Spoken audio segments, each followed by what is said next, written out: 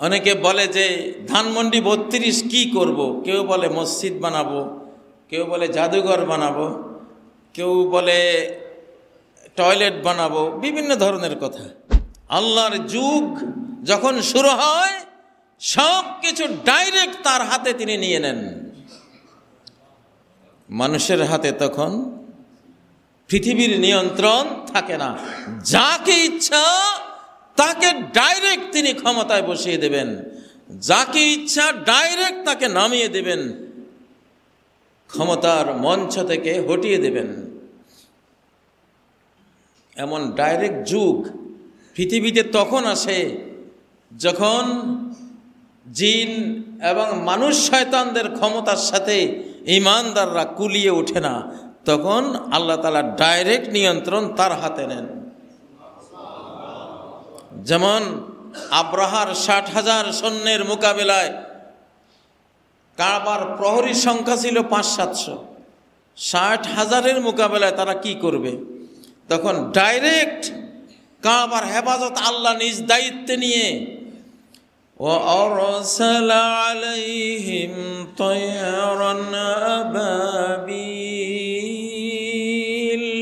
ঝাঁকে ঝাঁকে পাখি ডাইরেক্ট তিনি প্রেরণ করে নাস্তানাবুদ করে দিলেন। ডাইরেক্ট হয়ে যায়। নূহ আলাইহিস সালামের মহাপ্লাবনের সময় যুগটা ডাইরেক্ট হয়ে গিয়েছিল, আল্লাহর হাতে নিয়ে নিয়েছিলেন। فَأَخَذَهُمُ الطُّوفَانُ وَهُمْ ظَالِمُونَ, এক জলোচ্ছ্বাস, মারাত্মক প্লাবন, বিশ্বগ্রাসী প্লাবন ওদেরকে পাকড়াও করলো। তাদের জালিম অবস্থায়, মুশরিক অবস্থায়, অপরাধী ক্রিমিনাল অবস্থায় এই শাস্তি ডাইরেক্ট আল্লাহর পক্ষ থেকে তাদের উপর এসেছিল। ফেরাউনের সময়ও ডাইরেক্ট হয়ে গিয়েছিল, লূত আলাইহিস সালামের সময়ও ডাইরেক্ট হয়ে গিয়েছিল। ফাজআলনা আলিয়াহা সাফিলাহা ওয়া আমতারনা আলাইহিম হিজারাতাম মিন সিজ্জিল। আমি ওদের যে বিরাট একটা দেশ ছিল, পুরো দেশকে উল্টিয়ে উপরেরটাকে নিচে নিয়ে গেলাম, নিচেরটাকে উপরে উল্টিয়ে নিয়ে আসলাম, আর আকাশ থেকে পাথর বর্ষণ করলাম ডাইরেক্ট। বর্তমান যুগটাও আবার ডাইরেক্ট হয়ে গেছে। কেউ কল্পনাই করতে পারবে না আযাব কোন দিক থেকে আসে।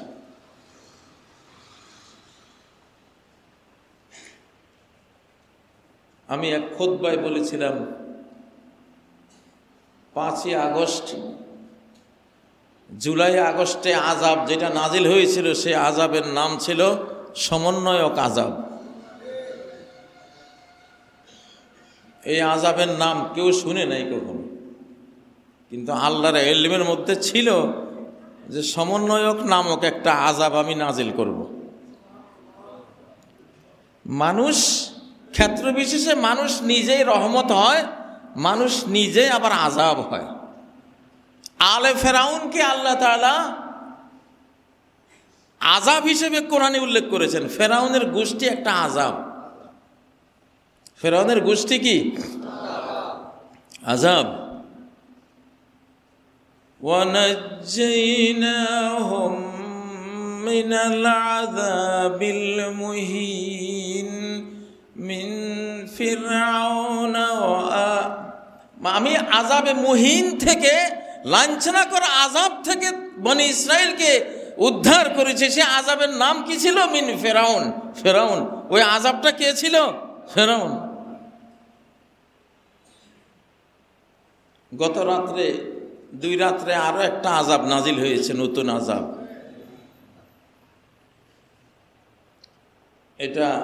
এই আযাবের নাম হলো আযাবুল বুলডোজার। এই আযাবের নাম আযাবুল বুলডোজার।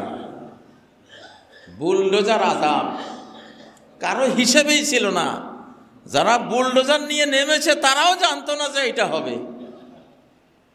এগুলি আসমানে প্রোগ্রাম হয়, সেই অনুপাতে জমিনে কার্যকর হয়।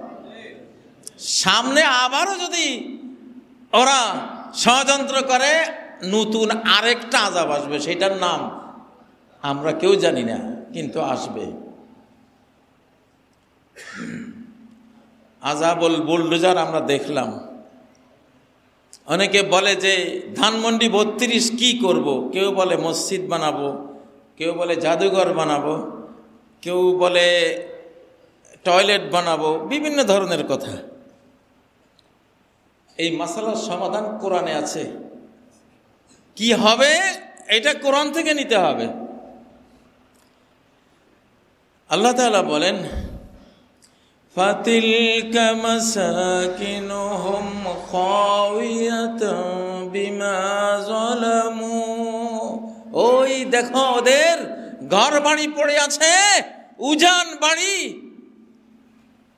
বিরান বাড়ি, উজাড় বাড়ি, জনশূন্য বাড়ি, কেউ নাই, খাঁ খাঁ করছে। ওরা যেমন হাজার হাজার লক্ষ লক্ষ মানুষকে বাড়ি ছাড়া করেছে, মানুষের বাড়ি ঘরে দুয়ার বিরান করেছে, উজাড় করেছে, ছাড়া বাড়ি বানিয়ে দিয়েছে, তাদেরও বাড়ির একই পরিণতি হবে। লাম তুসকাম মিন বাদিহিম ইল্লা কলিলা। ওদেরকে আমি বিদায় করে দেওয়ার পরে ওদের বাড়িতে সামান্য কিছুই বসবাস হবে, আর কেউ থাকবে না। বিগত 53 বছর কি ছিল, এখন আরো থাকবে না, এটা বিরান পড়ে থাকবে। এটা একটা মেসেজ যে আরেকজনের ঘর তুমি যদি বিরান করো, তোমার ঘরও বিরান হতে বাধ্য। আল্লাহর নিয়মে, আল্লাহর সিস্টেমে তোমার ঘর কি হয়ে যাবে, বিরান হয়ে যাবে। তোমার ঘরে বাতি জ্বালাবার কেউ থাকবে না। সারা কোরআনে বলছে, ওয়াবিরিম মুআত্তালাতিন ওয়া কসরিম মাশীদ। কত পানির আয়োজন, কূপ, কত কিছু দেখো ব্যবহারহীন পড়ে আছে, ওই কূপের পানি কেউ নিতে যায় না। ওয়া কসরিম মাশীদ, সুরম্য প্রাসাদ, শক্তিশালী দালান ঘর পড়ে আছে, কেউ নেই। এগুলি কোরআনের কথা, কোরআনিক ইতিহাস। অতএব ধানমন্ডি 32 ওটা ছাড়া বাড়ি, ওটা উজাড় বাড়ি, ওটা জনশূন্য বাড়ি, বিরান বাড়ি হিসাবে থাকুক। মানুষ যারা জালিম তারা শিক্ষা নেবে যে আমি যদি অন্য মানুষকে ঘর ছাড়া করি, দেশান্তর করি, বাড়িহীন করি, আমার বংশধরও একদিন বাড়িহীন হয়ে থাকবে। এই বাংলাদেশ জুড়ে কত অত্যাচারী জমিদার বাড়ি আছে, চামচিকা, বাদুড়, কাঠ বিড়ালিয়া, শিয়াল থাকে, মানুষ নাই, ঝরে ঝরে পড়ে। শিক্ষা নাও, শিক্ষা নাও। হাল তুহিসসু মিনহুম মিন আহাদ আও তাসমাউ লাহুম রিকজা। আছে কি কয় এত শান শওকত, জাকজমক, এত পাওয়ার, এত শক্তির মানুষ, দেখো ছেয়ে দেখো তো দেখা যায় কিনা, দেখা তো যায় না। একটু ফিসফিস আওয়াজও শোনা যায় কিনা, সেটাও নাই। অতএব কিসের অহংকার?